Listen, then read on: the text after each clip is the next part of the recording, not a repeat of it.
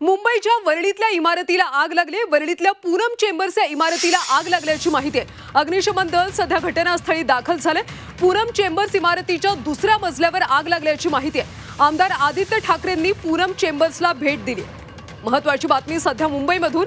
मुंबईच्या वरळीतल्या इमारतीला आग लागली। वरळीमधल्या पूनम चेंबर्स या इमारतीला आग लागल्याची माहिती आहे। अग्निशमन दल सध्या घटनास्थळी दाखल झाले असून आग विझवण्याचे शर्थीचे प्रयत्न केले जात आहेत। पूनम चेंबर्स इमारतीच्या दुसऱ्या मजल्याला आग लागल्याची माहिती आहे। आमदार आदित्य ठाकरेंनी पूनम चेंबर्सला भेट दिल्याची सुद्धा माहिती आहे।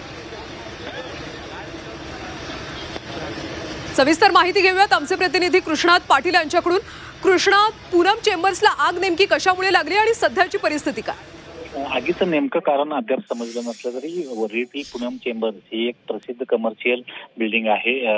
ज्या बिल्डिंगच्या दुसऱ्या फ्लोअरला ही आग लागल्याची माहिती फायर ब्रिगेडला मिळाल्यानंतर तात्काळ फायर ब्रिगेडचं टीम ह्या घटनास्थळी पोहोचली आहे आणि त्यानंतर स्थानिक आमदार आदित्य ठाकरे यांनी देखील या घटनास्थळाला भेट देऊन माहिती घेतलेली आहे की कशामुळे आग लागलेली आहे। परंतु सध्या तरी आग विझवण्याचे प्रयत्न हे सध्या सुरू झालेले पाहायला मिळत आहेत।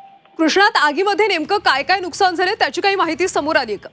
आगीमध्ये जीवितहानी नसली तरी वित्तहानी मात्र भरपूर झाल्याचं सांगितलं जात आहे। कारण संपूर्ण इमारत ही कमर्शियल आहे। त्या ठिकाणी विविध कंपन्यांची ऑफिसेस ह्या पूनम चेंबर्समध्ये आहेत। त्यामुळं आगीमध्ये मोठं नुकसान झाल्याची माहिती सध्या प्राथमिकदृष्ट्या मिळते।